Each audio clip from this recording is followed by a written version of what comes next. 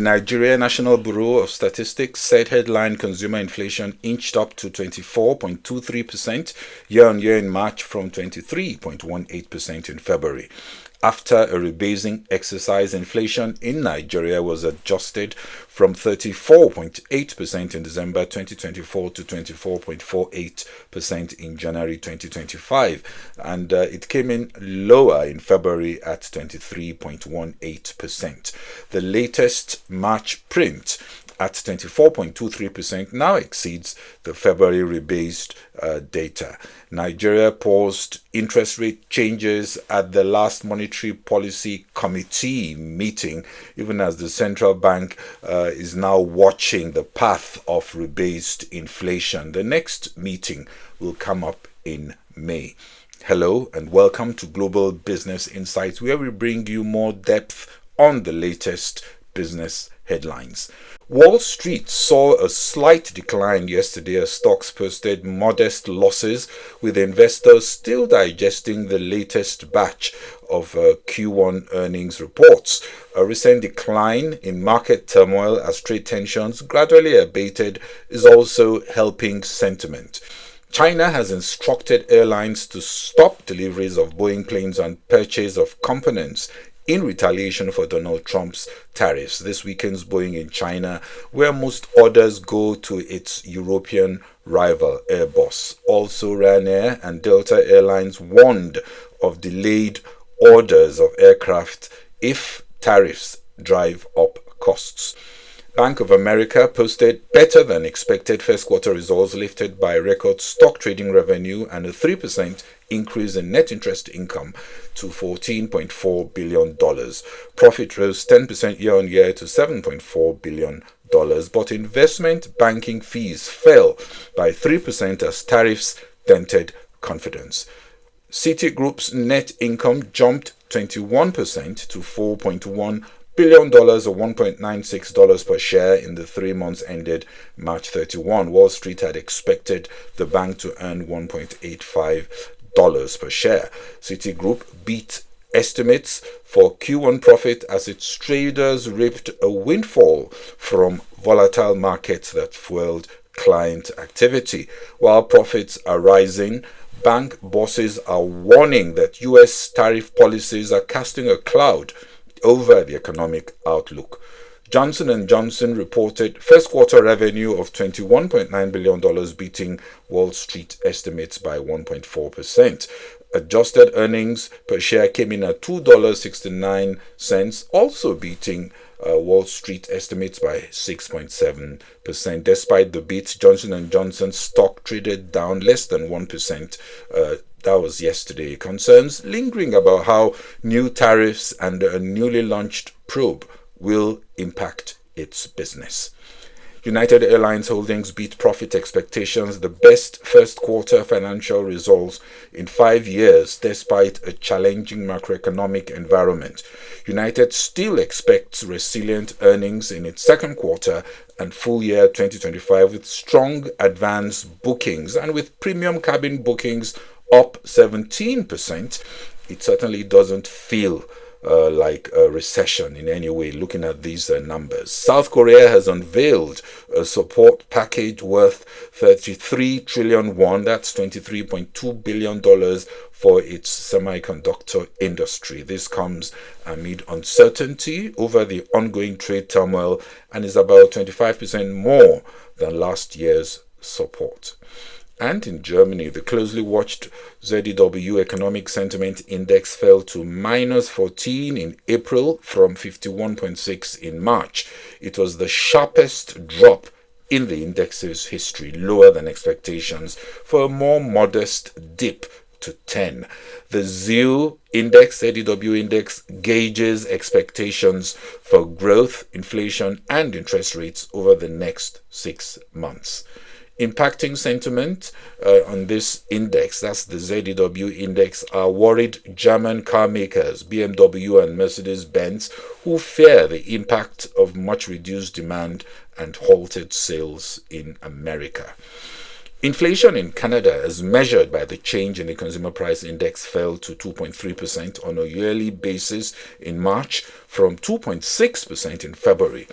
On a monthly basis, the CPI rose 0.3% following the 1.1% increase recorded in February. The Bank of Canada's core CPI, which excludes volatile food and energy prices, rose 2.2% in the 12 months to March, down from the 2.7% increase recorded in the previous month. A strong jobs market in the UK is helping the pound sterling as it advances against its major peers. That was yesterday. This was after the release of the United Kingdom labour market data for 3 months ending February. The Office for National Statistics reported that the economy added 206,000 fresh workers, much higher than the 144,000 recorded in 3 months ending January. The ILO unemployment rate also came in line with estimates and the prior release of 4.4%. The scenario of upbeat employment data is favorable for the British currency, and there is also growing optimism on a UK-US trade deal, hopefully coming soon. After freezing funds, Trump has warned that Harvard University could lose its tax-exempt status after it became the first Ivy League institution to reject policy changes demanded. Harvard said the requests, which include screening students for anti-Semitism, tried to control its community and infringed on its independence. South Africa's central bank said yesterday that the scope for monetary policy easing had narrowed because of the highly uncertain global backdrop. In a biannual review of its monetary policy, the South African Reserve Bank said the global trade war was a serious threat to global economic activity, with spillovers expected for South Africa. While it sees domestic inflation slowing to 3.6% this year from 4.4% last year, its confidence about the medium-term outlook has reduced significantly due to heightened global trade tensions and the elevated domestic uncertainties. And in Nigeria, Access Bank, also Nigeria's biggest bank by total assets, has acquired National Bank of Kenya Limited (NBK) from KCB Group PLC, which further deepens Access Bank's East African footprint. As part of the deal, the Central Bank of Kenya on April 4 also approved the transfer of certain assets and liabilities of National Bank of Kenya Limited to KCB Bank in Kenya, in accordance with relevant banking legislation.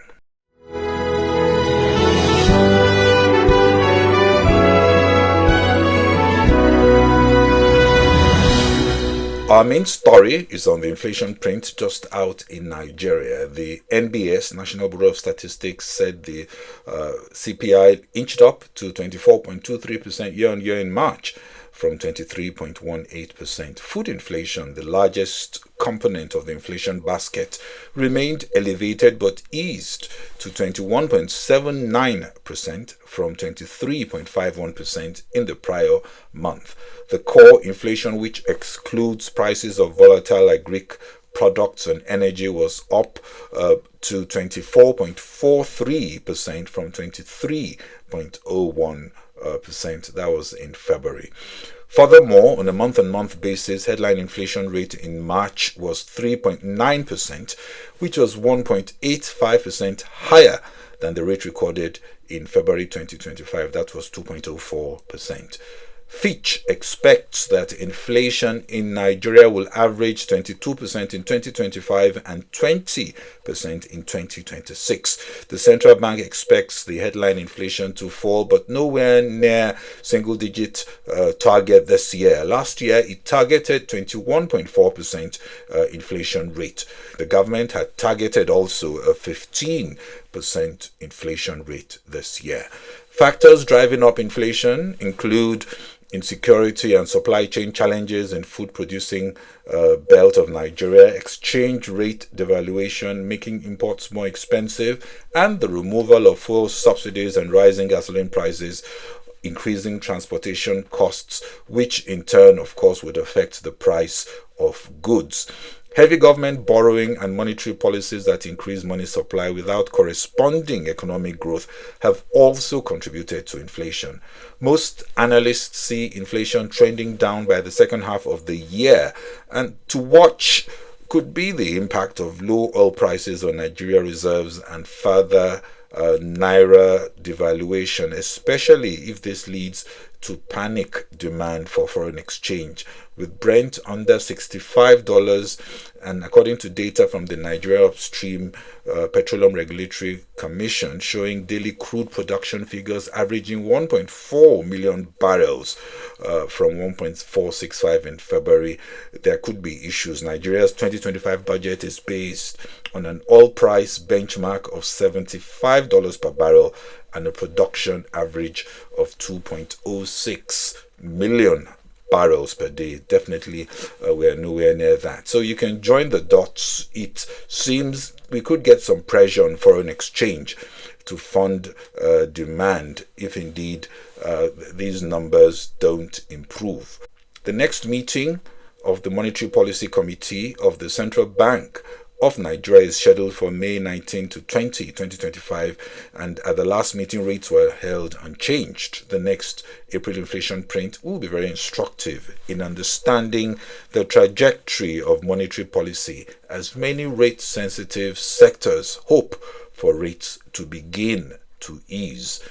Despite high inflation, economic activity still notched an expansion PMI print of 52.3 in March, according to the Central Bank of Nigeria data. This was the third consecutive month of expansion, driven by strong customer demand and increased business activity across key sectors. Stanbic IBTC's PMI data recorded 54.3. That was the latest March print, reflecting the highest growth since early 2024. This improvement was fueled by rising new orders and increased employment and somewhat easing inflationary pressures. Nigeria has also signed and submitted its ECOWAS tariff offer to the African Continental Free Trade Area, establishing zero duties on 90% of goods traded within the continent. This milestone, announced during the AFCFTA Council of Ministers meeting in Kinshasa, Congo, reflects Nigeria's interest in intra-African trade integration and shows Nigeria's ambition to lead the continent's trade future. Many analysts see the Africa Free Trade Area as the next major opportunity for Africa to seize to accelerate economic growth, and steps to catalyze the realization of the objectives of this free trade area could have a huge upside for Africa.